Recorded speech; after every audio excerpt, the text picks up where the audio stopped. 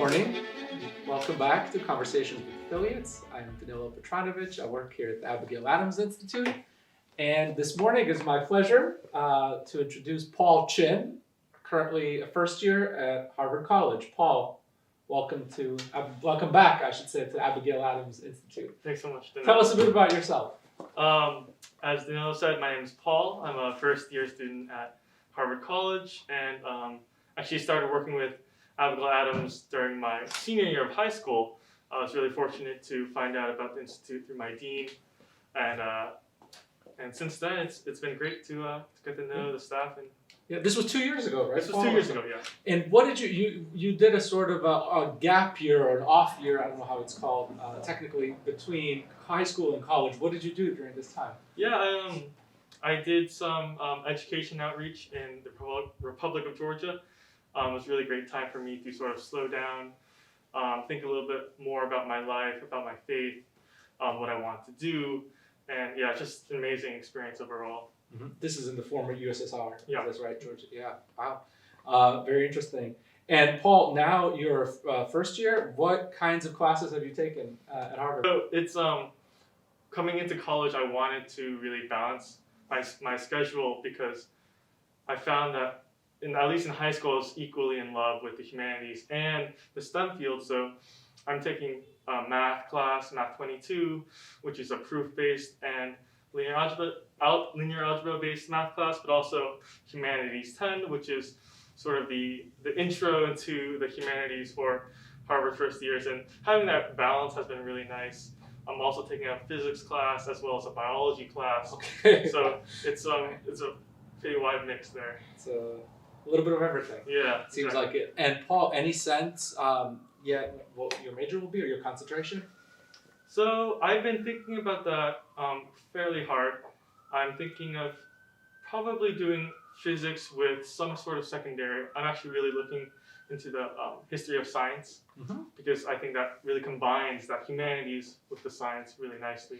So that's something I'm considering. Yeah, it's one of those really storied Harvard majors, really history and science, and history of science within history and science. So I considered it in my day as well. So Paul, any professors would you like to single out thus far who've been formative?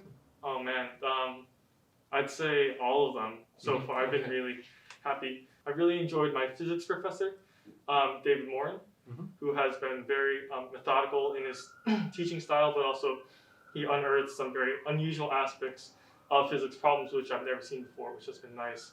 I'd say also in the Humanities 10 class, one of the unique things about it is you have a wide variety of professors, each teaching in their specific field. So you'll have a classics professor teaching the Odyssey. You'll have Professor Greenblatt teaching Shakespeare. So that's been really nice too. Okay, yeah, you get it's almost sampling, right? You get a little bit of everything. Exactly. In HUMS 10, a lot of the Abigail Adams Fellows are alums of HUMS 10. Paul, one other question about Abigail Adams Institute. Sure. I know you took our Dostoevsky course a couple of years ago, but can you speak more broadly about what kind of influence Abigail Adams has had on you? Yeah, definitely.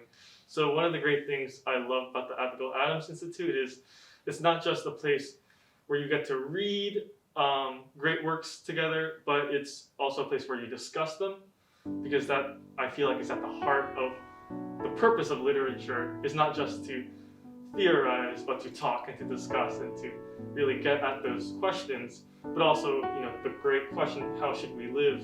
That's the core of all literature, I think, and that comes alive both in the reading and in the discussion. And I love how Abigail Adams brings a diverse group of people with different backgrounds, different faiths, different worldviews, and really gets at this question through the books. I think that's one of the most fantastic aspects. Yeah, I could not have put it better, Paul. Thanks so much for encapsulating it so elegantly. And all I have left to say is we can't wait to have you back for this pandemic to be behind us. Yes. So let's hope in a few short months we'll see you again. Thank you again for joining us. Thank you.